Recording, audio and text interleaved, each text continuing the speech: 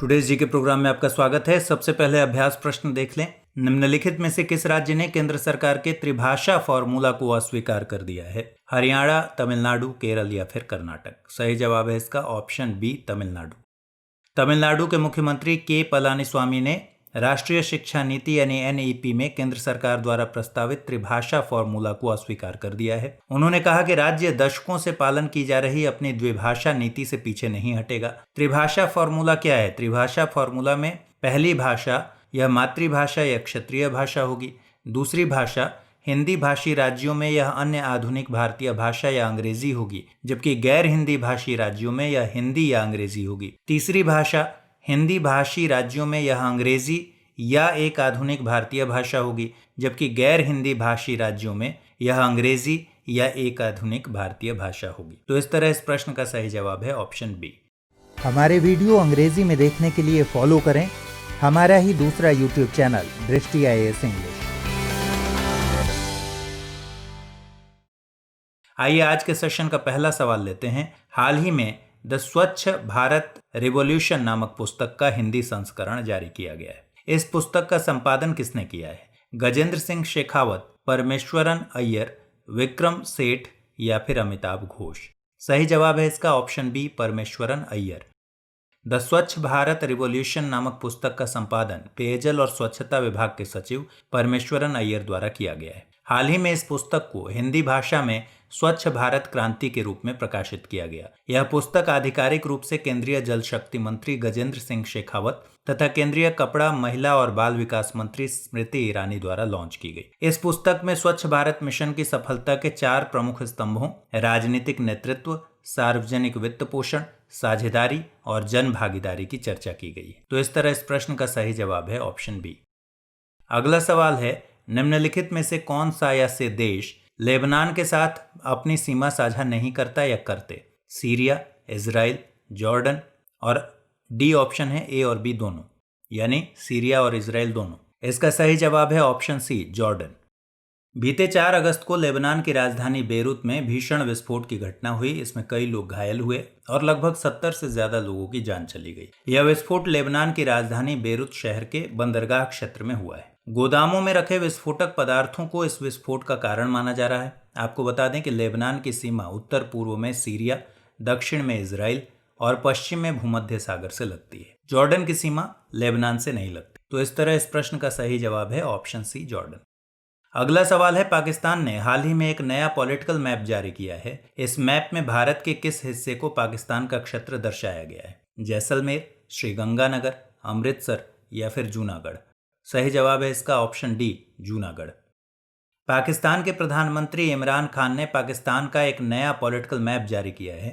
जारी किए गए इस नए मैप में जम्मू और कश्मीर, लद्दाख, सरक्रीक सहित जूनागढ़ को पाकिस्तान में शामिल दर्शाया गया है। जूनागढ़ गुजरात के तटीय भाग में स्थित है। इसने 1947 में भारत में शामिल होने का निर्णय लिया था। 1948 में एक जनमत संग्रह के माध्यम से औपचारिक रूप से इसके निर्णय को स्वीकार किया गया था। तो इस तरह इस प्रश्न का सही जवाब है ऑप्शन डी।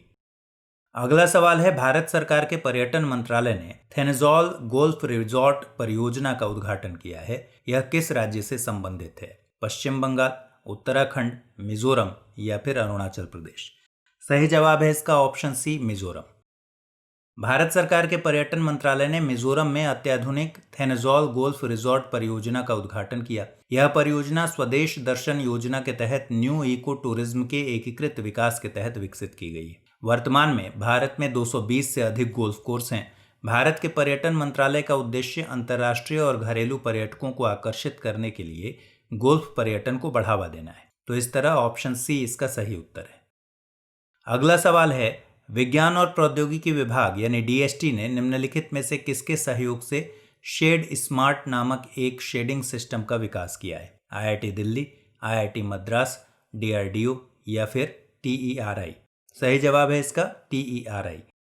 विज्ञान और प्रौद्योगिकी विभाग DST ने the energy and resources institute यानी TERI के सहयोग से शेड स्मार्ट नामक एक शेडिंग सिस्टम का विकास किया है। यह सिस्टम एयर कंडीशनिंग और लाइटिंग के जरिए होने वाली बिजली की खपत कम करने के लिए एक अभिनव और लागत प्रभावी समाधान के रूप में विकसित किया गया है। इस सिस्टम का उपयोग आवासीय और कमर्शियल उपयोग की इमारतों में किया जाएगा। इसका विकास habitat model for efficiency and comfort project के तहत किया गया है। तो इस तरह इस प्रश्न का सही जवाब है ऑप्शन डी। छठा सवाल, निम्नलिखित कथनों पर विचार कीजिए। कर्क रेखा भारत के कुल 10 राज्यों से होकर गुजरती है। भारत को 3 टाइम जोन में बांटा गया है, जबकि रूस में सबसे अधिक 11 टाइम जोन है। उपरोक्त में से कौन सा या से कथन सही है या है? केवल एक, केवल दो, एक और दो दोनों, न तो एक और नहीं दो। सही जवाब है इसका ऑप्शन डी, न तो एक और नहीं दो, यानी दोनों कथन गलत है। कर्क रेखा भारत के कुल 8 राज्यों से होकर गुजरती है, न कि 10। इन राज्यों में गुजरात, राजस्थान, मध्य प्रदेश, छत्तीसगढ़, झारखंड, पश्चिम बंगाल, त्रिपुरा और मिजोरम शामिल है। भारत में एक टाइम जोन है जो 82.5 डिग्री पूर्वी देशांतर रेखा को भारतीय समय मानक के निर्धारण के लिए स्टैंडर्ड मेरिडियन मानकर लिया गया है। और यूएसए में 7 टाइम जोन है, रूस में 11 टाइम जोन है और 12 टाइम जोन के साथ फ्रांस पहले स्थान पर है। तो इस तरह इस प्रश्न का सही जवाब है ऑप्शन डी। अगला सवाल है, बुर्जिला दर्रा भारत के किस राज्य या केंद्र शासित प्रदेश में स्थित है? उत्तराखंड, अरुणाचल प्रदेश, जम्मू कश्मीर या फिर हिमाचल प्रदेश? सही जवाब है इसका ऑप्शन सी, जम्मू कश्मीर। बुर्जिला दर्रा बृहद हिमालय के अंतर्गत आता है जो जम्मू कश्मीर में स्थित है। यह दर्रा पाक अधिकृत कश्मीर और कश्मीर घाटी को जोड़ता है। बुर्जिला दर्रा कश्मीर, गिलगित और श्रीनगर के बीच का एक प्राचीन मार्ग है जिससे होकर मध्य एशिया का मार्ग गुजरता है। शीत ऋतु में बर्फ से ढक जाने के कारण यह व्यापार और परिवहन के लिए बंद रहता है। यह दर्रा भारत और पाकिस्तान के बीच नियंत्रण रेखा पर स्थित है। तो इस तरह इस प्रश्न का सही जवाब है ऑप्शन सी, जम्मू कश्मीर। अगला सवाल है, निम्नलिखित कथनों पर विचार कीजिए। खादर उत्तरी मैदान की उच्च भूमि है जो पुरानी जलोढ़ मिट्टी से निर्मित है। बांगर का विस्तार मुख्य रूप से पंजाब और उत्तर प्रदेश के मैदानी भागों में पाया जाता है। उपरोक्त में से कौन सा या से कथन सही है या है? केवल एक, केवल दो, एक और दो दोनों, न तो एक और नहीं दो। सही जवाब है इसका ऑप्शन बी, केवल दो।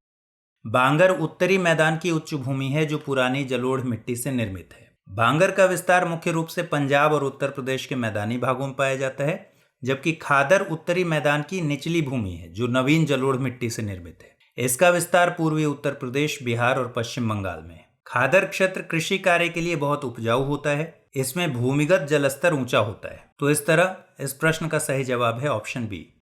अगला सवाल है, पश्चिमी घाट के संबंध में निम्नलिखित कथनों पर विचार कीजिए। पश्चिमी घाट का विस्तार अरब सागर तट के समानांतर लगभग 1600 किलोमीटर लंबाई में है। पश्चिमी घाट पर्वत श्रृंखला को यूनेस्को ने वर्ष 2008 में विश्व धरोहर स्थल घोषित किया था। उपरोक्त में से कौन सा या से कथन सही है या है? केवल एक, केवल दो, एक और दो दोनों, न तो एक और नहीं दो। सही जवाब है इसका ऑप्शन ए, केवल एक। पश्चिमी घाट का विस्तार अरब सागर तट के समानांतर लगभग 1600 किलोमीटर लंबाई में है। पश्चिमी घाट को सह्याद्री भी कहा जाता है। इस क्षेत्र की औसत ऊंचाई लगभग 1000 से 1300 मीटर है। महाबलेश्वर, कलसूबाई और हरिश्चंद्र इत्यादि यहाँ की प्रमुख चोटियां हैं। पश्चिमी घाट पर्वत श्रृंखला को यूनेस्को ने वर्ष 2012 में विश्व धरोहर स्थल घोषित किया था। तो इस तरह इस प्रश्न का सही जवाब है ऑप्शन ए। अगला सवाल है, लोकटक झील निम्नलिखित में से किस राज्य में स्थित है? सिक्किम, गुजरात, मणिपुर या फिर आंध्र प्रदेश? सही जवाब क्या है इसका? सही जवाब है ऑप्शन सी, मणिपुर।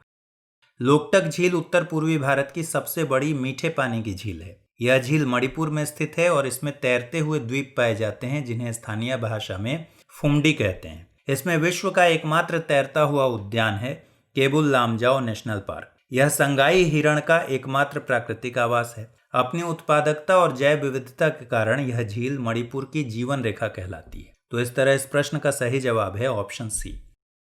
अब आइए अभ्यास प्रश्न पर नजर डालें। हाल ही में अब्राहम अलकाजी का निधन हो गया।